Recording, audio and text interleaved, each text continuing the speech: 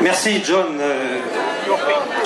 D'abord, je voudrais saluer tous les élus qui sont ici, les anciens élus, Bernard Pinel, les élus actuels, qu'ils soient favorables au maintien des barrages ou plutôt favorables à la suppression des barrages, parce que je crois que dans la vie, on gagne à être clair.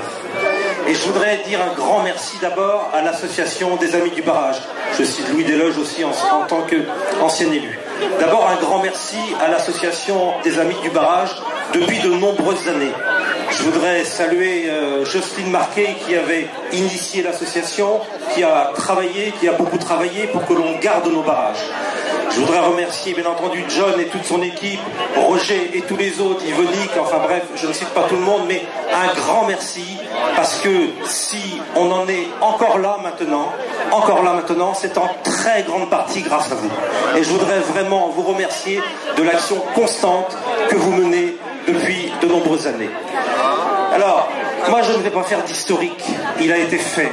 Je ne vais pas me disputer avec qui que ce soit sur des arguments pseudo-rationnels, pseudo-logiques ou pseudo-financiers.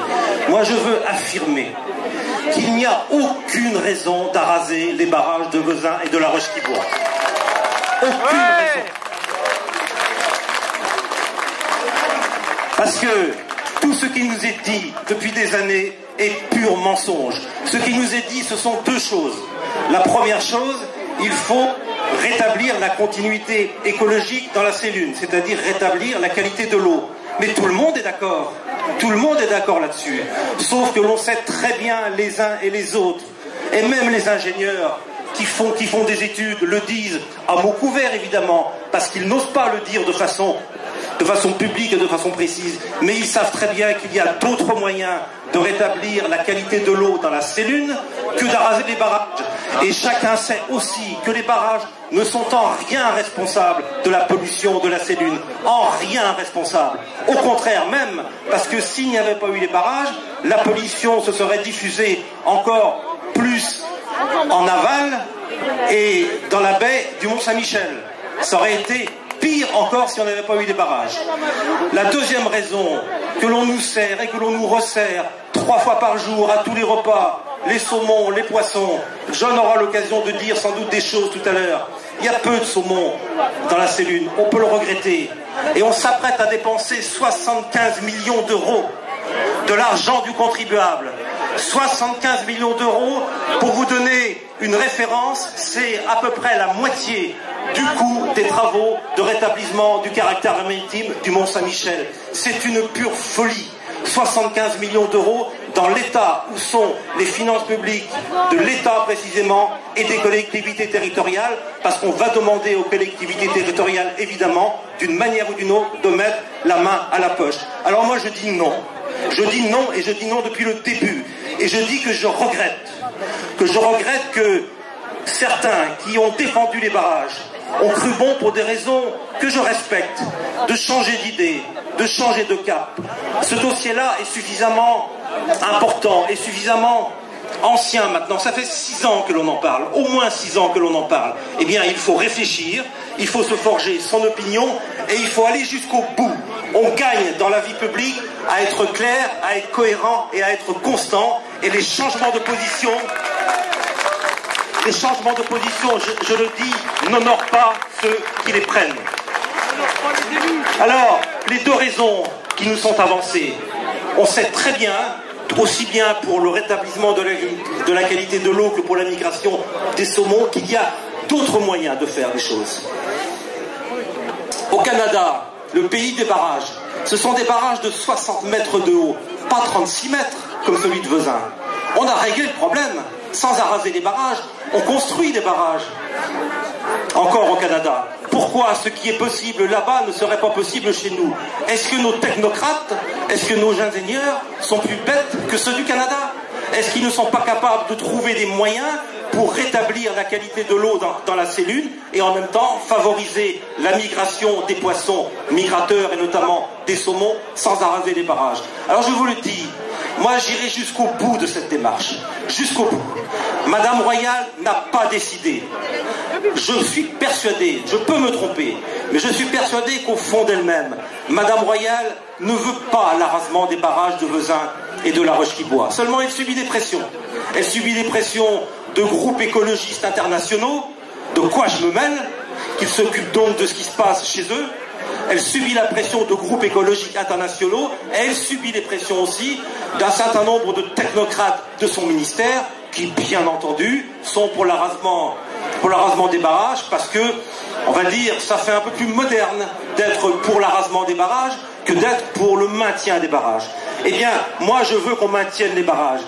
Bernard Pinel, que j'ai rencontré il y a 3 semaines, m'a dit une chose qui m'a fait énormément plaisir et qui m'a touché. Je le dis parce que tu ne l'as pas dit, Bernard. Bernard, il m'a dit une chose.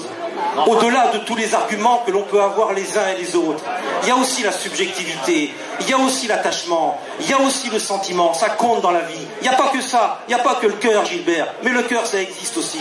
Et Bernard m'a dit, j'ai 4 enfants, mon 5e, c'est les barrages, et je ne veux pas qu'on y touche. Et il a raison, Bernard.